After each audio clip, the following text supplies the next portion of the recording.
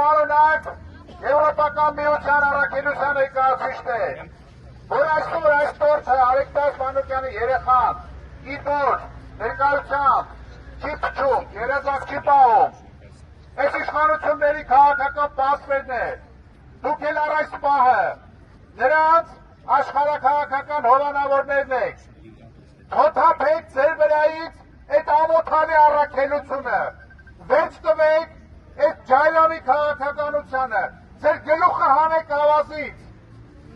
տեր կանգնեք իրավի եվրոպական արժեքներին, բավական է այս հակադեմոկրատական ռեժիմի հովանավորչությունը կատարել,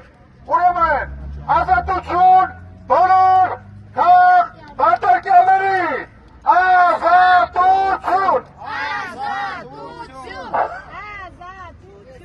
ազատություն,